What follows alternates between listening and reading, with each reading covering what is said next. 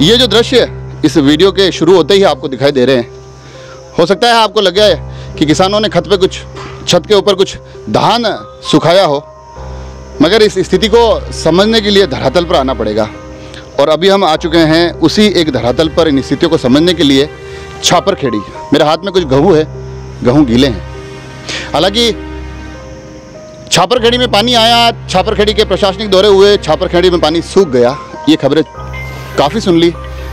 दृश्य ये भी देख लिया कि छापरखेड़ी में अब भविष्य में ऐसा ना हो, इसकी तैयारियां चल रही है। मगर छापरखेड़ी का वर्तमान इस वक्त छतों पर बड़ा ही दुखी मन से ये धान सुखा रहा है।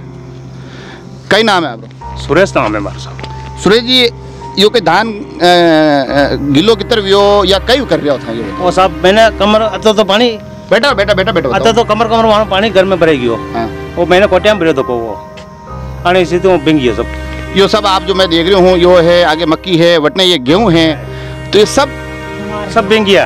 अच्छा, चारा पूरा बिंगिया, पशु सारो भी नहीं है। तो प्रशासन अब आप बात रखी कि नहीं रखी कि भाई माने खावारो भी नहीं है ना पशुआरा खावारो भी नहीं है? प्रशासन वाला का नहीं कीधो है। ठीक है, बटू बारो बारो कह वेगी वेगी व्यवस्था करना कहीं नहीं कीधो है। आप लोग अगर घेरा हो कि अगर अतरो अतरो पानी आयो तो रात कट रुकिया बचा? रात बाद दूसरा दिन रुकिया बटे। कई स्थिति रही है, पानी क्यों आयो अतरो?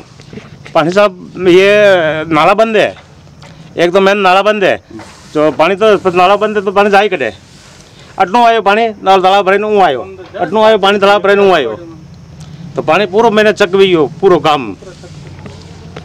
और पूरा गाँव री जो ये स्थिति आई, अशो प्रशासन कहीं कर रहे हो है, अटना आप आगे जाओ। और मैंने इनको खड़ा इसलिए किया है कि हम कैमरे के माध्यम से ये देख पाए कि जो दृश्य पानी की बातें हो रही है, मगर पानी बरसात का ही नहीं है। इन दृश्यों के बाद पानी मैं इनकी आंखों में भी देख पा रहा हूँ। किसान के बहुत मजबूत हुए, पर यूं क्यों लाग रही किसान टूट गयो? पैसा करा गई स्थिति अपना मुंडा के है, अरे सेवा करे दवा पर विजय ठीक प्रशासन करेगा कुछ ना कुछ, सब जो होना था हो गया। अब अपने थोड़ा तो मजबूत रहना पड़ेगा। मजबूत किधर है वहाँ पे आप बताओ? और कतराक लोग आ रहे यानी टाइप का नुकसान नरे लोग आ रहे, बहुत लोग है। अभी मार खा लो बताऊँ आपने, देखो आप तो बिल्कुल खत्म हो गया। आप देख लो टाइम स्थिति देख लो, पसंद कीजिए आप। तो अभी आप कितर कहीं खाओ प्यारो कहीं कर रहे हो आप? कई किस तरह खाओ प्यार कहीं रहा है, जो स्थिति आप मुंडा के है, ये स्थितियां हैं। और इन स्थितियों को अब ऐसा लग रहा है कि प्रशासन को भी थोड़ा सा पानी चला गया है। पानी भविष्य में नहीं आएगा, मगर कुछ घरों की सीढ़ियां चढ़कर उन छतों तक पहुंचना पड़ेगा, जहां आपको इस दर्द में डूबे हुए गेहूं भी दिखेंगे, धान भी दिखेंगे। तो इस दर्द से गुजर रही कुछ आंखों से बहते आंसू भी दिखेंगे। आग से लेकर अनाज तक के गीले होने के ये सफ़र यहीं नहीं थमते।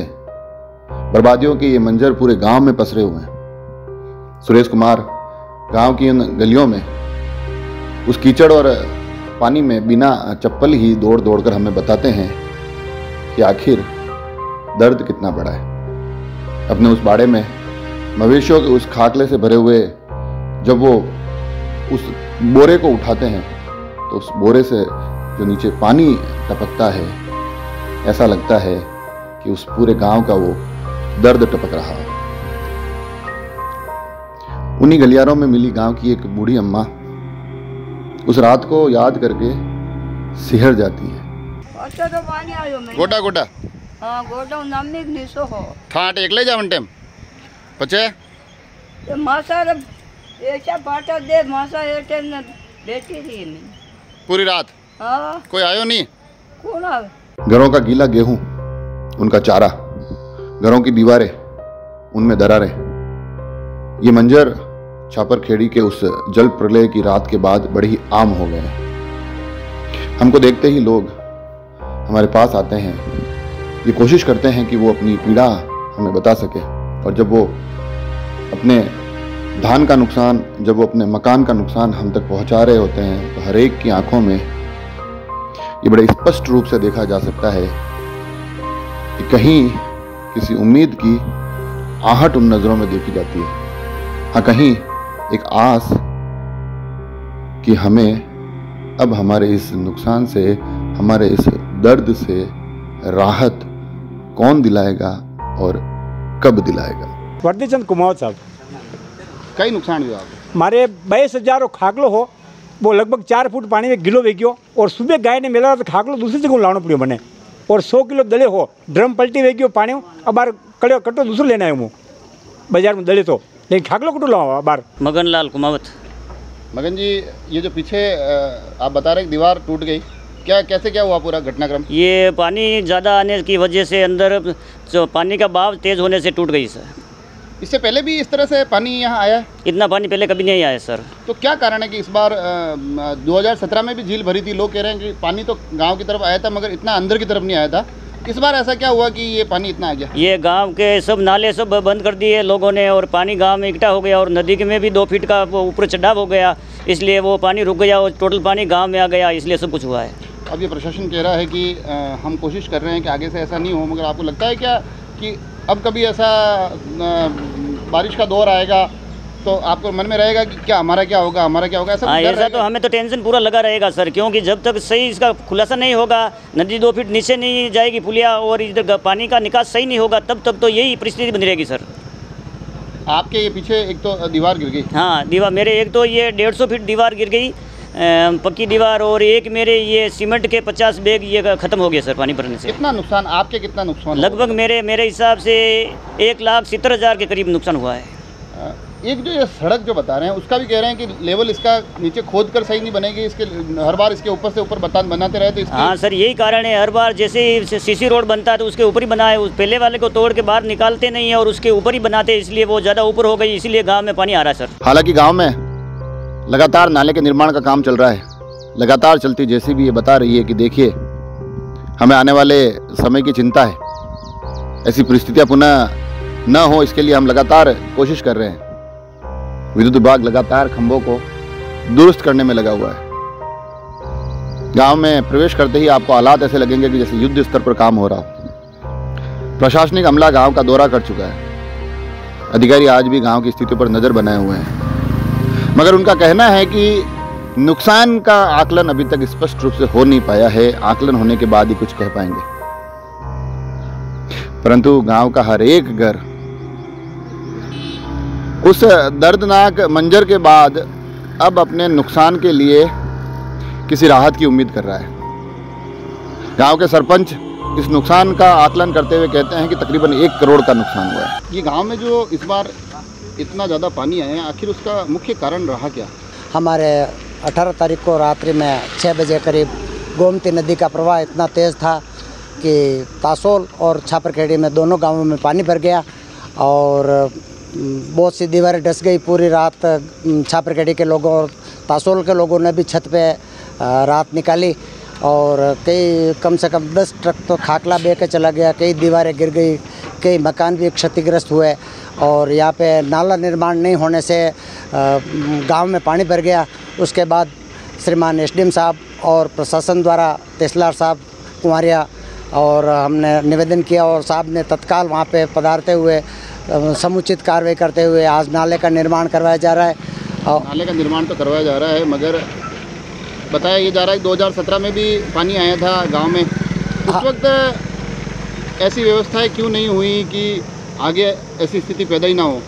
सर उस समय से ये नाला निर्माण का कार्य पहले से चालू करना था, लेकिन नहीं हो पाया किसी कारणवश और गांव के भी कुछ लोगों ने ये चाह रहे थे कि भाई ये अभी नहीं बने, इसलिए नहीं बन पाया।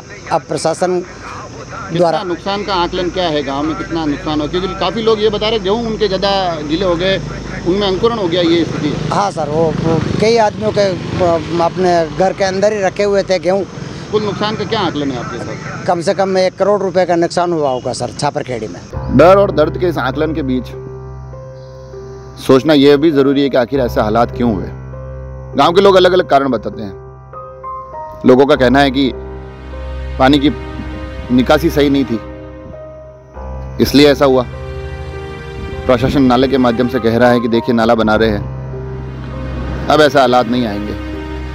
मगर इसके अलावा भी कई ऐसी बातें निकल कर आई है जिन पर गौर किया जाना जरूरी है। हाँ, लोगों का कहना है कि जो डंपिंग जिस प्रकार से वहाँ की जाती है वो भी एक कारण हो सकता है। कारण बद्री के खनन से जुड़ा हुआ वो भी बताया जाता है। लोगों का यह भी कहना है कि जिस प्रकार से जो पुलिया है उसको दुरुस्त किया जाना सही ज़रूरी है, उसके नालों को सही किया ना जाना ज़रूरी है। मगर इन तमाम कारणों को बताते हुए गांव के अधिकांश लोग एक ऐसे कारण की तरफ इशारा करते हैं जो सीधा सीधा विभागीय लापरवाही का नज़ारा दिखाता है। लोग कहते हैं कि जो ये सड़क है, गांव की मुख्य सड़क, इस पर लगातार जिस प्रकार से परत दर परत चढ़ाई गई है, इसको लेवल देखकर बनाने की बजाय सिर्फ एक के ऊपर एक परत चढ़ाने का काम किया गया है। हमारे घरों में जो पानी ने दस्तक दी है उसका सबसे बड़ा कारण ये है। अब इसका समाधान कैसे निकलेगा ये पता नहीं, मगर जो दृश्य आपने देखे थे कि लोग घर में अपने सोफे पे बैठकर खाना खाने को मजबूर हो गए, सोफे और पलंग के नीचे पानी ही पानी दिखाई दे रहा था, उन्हीं सोफों पर बैठकर हमने उन्हीं स्थितियों का आकलन करने की भी कोशिश की। और पानी से डूबे उस छापर खेड़ी के उन दृश्यों के बाद अभी मैं जहाँ बैठा हूँ, आपको लग रहा होगा कि सोफे बड़े आराम से बैठे हैं, मगर यहाँ का एक वीडियो भी बड़े वायरल हुआ था जब इस सोफ़े के चारों तरफ पानी दिखाई दे रहा था।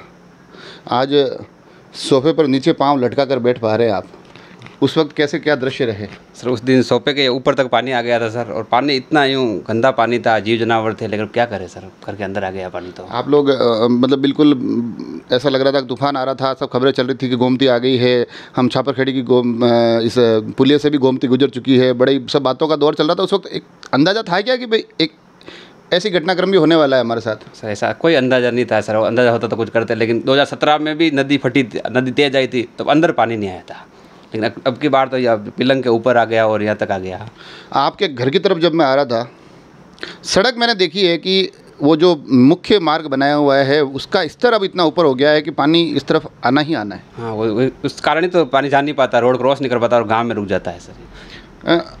आप लोगों ने जब ये सारी चीज़ें जब अब उस वक्त चल रही थी, ऐसा नहीं लगता है कि अब आगे भी, अब हालांकि प्रशासन कह रहा है हम काम कर रहे हैं, मगर ऐसा नहीं लगता है कि आगे भी अगर ऐसा कुछ होता है तो आपके मन में, बरसात जब तेज़ आएगी, गोमती के आने की खबरें होगी तो हम सब तो खुश हो रहे होंगे, मगर आपके मन में कहीं ना डर होगा कि कहीं वापस हमारी वही स्थिति वैसी नहीं हो जाए? हाँ, जैसे ही नदी तेज़ होती है तो राजसमंद में सभी को खुशी होती है, लेकिन हमारे क्या है, मन आशंका से भर जाते हैं, क्योंकि हमने 2017 में वो एक विकराल मंजर देखा था जब चारों ओर पानी पानी था। अब हम सबको ऐसा लगता है कि बहुत बारिश हुई, बरसात इतनी नहीं हो रही है, नदी इतनी पहले भी आती थी, कई 100 सालों से नदी इतनी से आती थी, लेकिन अभी क्या, नदी में जो ये रोड बनी है, सबसे बड़ी इसमें गलती अगर किसी की है तो 90% गलती है PWD डिपार्टमेंट की। उसने बिना कहीं सोचे समझे 1-1 फीट की रोड डाल दी, जहाँ पर नदी के अंदर में बहाव से चारों तरफ से इतना ऊंचा कर दिया कि नदी 2.5 फीट नदी पानी आती है, मात्र 2.5 फीट। जो नदी 8-8 फीट में किनारे नहीं छोड़ती थी, वो 2.5 फीट पानी आते ही किनारे छोड़ देती है। और उसके बाद क्या हो रहा है, अभी ये रोड आपने जो देखी है, ये रोड उस समय बन रही थी, हमने PWD डिपार्टमेंट को बहुत बोला कि भाई आप इस रोड को गांव के लेवल के या तो बराबर रखो या इसको थोड़ा नीचे रखो, ताकि जब भी ओवरफ्लो पानी, क्यों नदी किनारे बसे हुए गांव, कभी न कभी ये समस्या आएगी, आज नहीं आ रही है, कभी क्यों, कभी अतिवृष्टि हो जाती, कुछ भी हो जाती, लेकिन उन्होंने कहा हमारे ऐसा प्रोविज़न नहीं है, हमारी रोड जो होती है आपके गांव की रोडों से हमेशा ऊपर रहती है।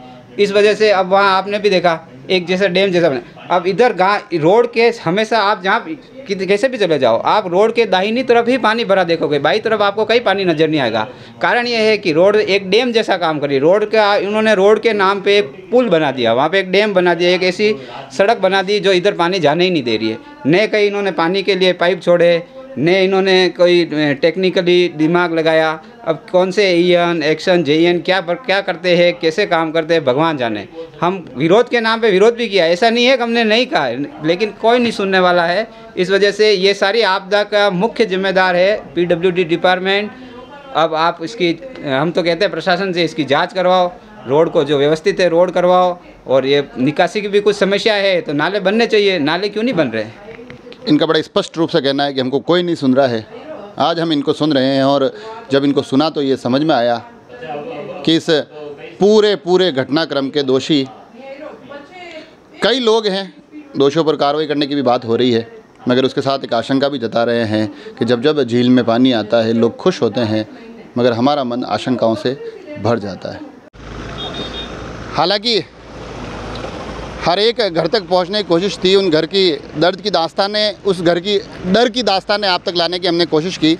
और अब आखिर में अगर ये जो पीछे की तरफ के दृश्य दिखाई दे, इन दृश्यों से बड़ी सहजता से आकलन हो जाएगा कि आखिर उस रात का दर्द क्या रहा होगा। पीछे की तरफ जेसीबी चल रही है, ट्रैक्टर टोलियों के माध्यम से लगातार युद्ध स्तर पर काम चल रहा है। प्रशासन ये दिखाने की कोशिश ज़रूर कर रहा है कि आगे आने वाले मानसून से पहले इस गांव को इस बात के लिए आश्वस्त किया जा रहा है कि अब ये आपदाएँ इस तरह से वापस नहीं आएगी। मगर प्रश्न यहाँ से ये अवश्य निकल कर आता है कि जब 2017 के गोमती नदी के चलने के उस दौर में भी पानी इस गांव की दहलीज तक पहुंचा था, तो उस दृश्य को देखकर सबक क्यों नहीं लिया गया? क्यों उस वक्त ये माकूल व्यवस्थाएं नहीं की गई? प्रश्न यह भी खड़ा होता है कि एक ही सड़क के बार बार उसके ऊपर लेयर चढ़ाकर, उसके ऊपर ही सड़क बनाकर उस सड़क के स्तर को इतना ऊपर क्यों उठा लिया गया कि वो सड़क राहत के ज़्यादा इन गांव वालों के लिए बाढ़ के निमंत्रण का काम कर रही है। और जैसा कि ये दृश्य देख रहे हैं आप, ये दृश्य देख रहे हैं, दृश्यों में पीछे की तरफ देखें तो गांव का प्रशासनिक अमला देख लीजिए, पीछे आपको टीमें SDRF की दिखेगी जो राहत के लिए काम कर रही है। मगर गांव की हर एक निगाह अब सिर्फ इसी पर टिकी है कि जो हमें नुकसान हुआ है उस नुकसान की भरपाई कौन करेगा। जो दृश्य हमने देखे जिसमें गीले गेहूं, किसान की आप विपदा को समझिए आप, पशु बड़ी पीड़ा में हैं, घरों में दरारें हैं, पानी अभी भी अपने निशानों के माजरे से, निशानों के माध्यम से इन लोगों को लगातार डरा रहा है। और रह कर एक सवाल बार बार कि आगे आने वाले मानसून में क्या ये गांव सुकून की नींद सो पाएगा? सवाल अपने जवाब मांगते हैं। आज हमने कोशिश की है कि इस छापर खेड़ी के ग्राउंड से आप तक तमाम ये दृश्य लेकर आए। कोशिश करेंगे कि ये जो तमाम पीड़ाओं के दृश्य आए हैं, इस मुआवजे का कब तक भुगतान होता है, किस प्रकार से भुगतान होता है या भी नहीं होता है, ये खबरें भी आप तक लाने की कोशिश करेंगे। आप सभी लोग जुड़े रहे राजसमंद एक्सप्रेस से। धन्यवाद।